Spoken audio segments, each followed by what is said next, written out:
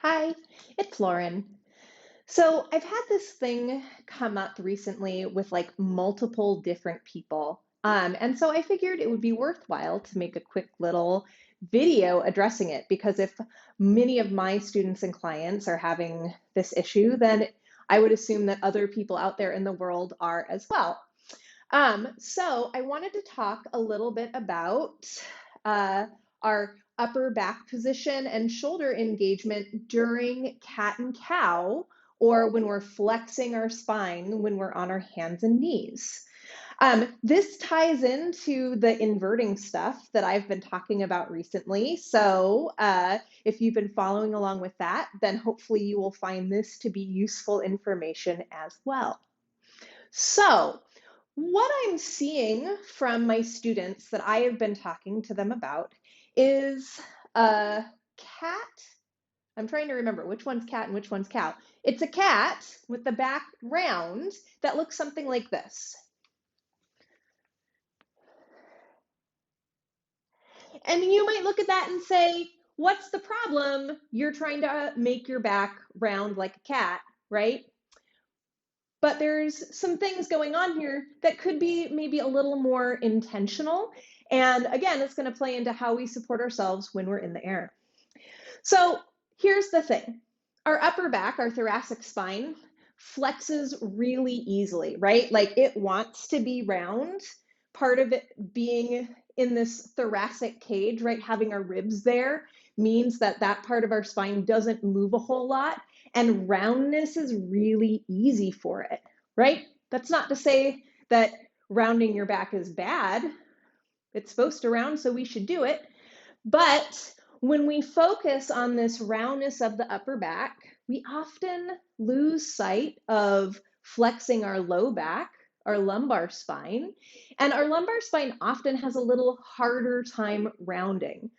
I personally super struggle with flexing my low back. It's a really hard movement for me to do. So we're losing some focus on our lumbar spine, our low back, when we're overly rounding our upper back. But the thing that I really want to talk about is what's happening with our shoulders and our arms when we're in this really pushed round position in the upper back. And I kind of just did it, right? So when I'm really reaching like that, look at my shoulders coming up. So I kind of went out of this supported position where I have the muscles underneath my scapula and on the sides of my ribs helping to keep my arms supported. And the farther I went forward, the more I started pulling my shoulders up from my neck and shortening this space here, which is taking me out of a position where I can be fully supported from the muscles down here. The other thing that I want to point out is the difference between this, which is me just flexing my upper back, and this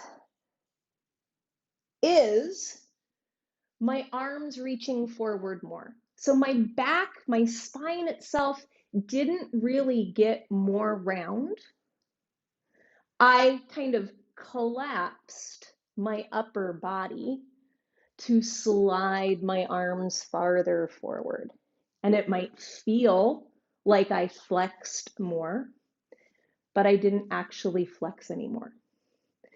This is important when we're hanging from our arms or when we're doing things like inverting, right? Because we need to remember that this is supported and this is coming into a position where we have a lot less support. We're going to be a less strong here. So if we're practicing movements on the ground as preparation for our work in the air that are having us do this repetitively, we're creating a pattern and a habit that's not going to be as effective when we're in the air. Hopefully that makes sense. And if it doesn't, ask me a question and I would love to answer it. So let's put our hands back on the ground and think about how we could do this cat movement with a little more support. I'm going to face the camera so you can see a little bit what I'm talking about with space at my neck and shoulders. So here, when I'm in a neutral position, I'm thinking about this sense of closing my armpit, and there's space at my neck. Now, when I go as far as I can and just push without thinking about it, I lose all that space at my neck. If I find a more engaged and supported position, I can do it and still have all that space at my neck. I can move my head, and it feels really nice and relaxed and comfortable.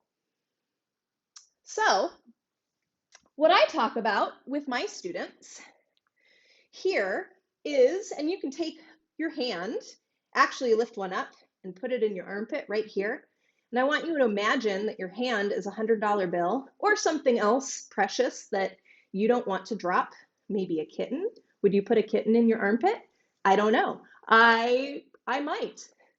So you're going to squeeze that $100 bill or kitten or something else in your armpit and don't drop it. So first, we find ourselves here on our hands in a more supported feeling position. And I'm also thinking about like I'm trying to push the ground away while keeping that squeeze in my armpit. Now, as I go to round my back, I'm going to start in my tail like I'm a bad dog, tucking my tail. I'm pushing into the ground, but I'm keeping that squeeze in my armpit. And see how that kind of limits how high my upper back gets. And now I can focus more on the rounding here, which, as I pointed out earlier, is really a challenge for me. And that means that's the part that I really want to focus on when I'm in this position. You should also see that the curve in my back is more even. So there's not one part that is more round or protruding than the other. There's this kind of even arc going from my tail all the way to the crown of my head. And I'm just kind of letting my head drop. I'm thinking about maybe looking towards my belly button or my knees. And then I can lift and go into my cow. This is the cow because you are in a field chewing your cud, grass, or so I've been told. And then I'm going back into my cat, keeping that squeeze in my armpit, curling my tail, looking for my belly, but keeping my armpits squeezing. So again, the focus is really on my low back. And then I can relax. So if I was going to do this same kind of reaching and rounding motion seated, it would look more like this rather than this. Hope that makes sense. So if you've been doing it with your shoulders coming up to your ears the whole time, it's not the end of the world, right? Nothing awful is going to happen to you. But I do wonder if you tried it this other way, if you might find that it translates into other activities that you're doing in a more effective way. Yeah? If you have a question, I would love for you to ask it.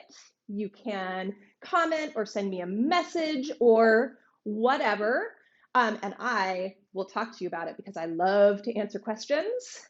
I hope this was helpful. If it was, please let me know, and I'll see you next time.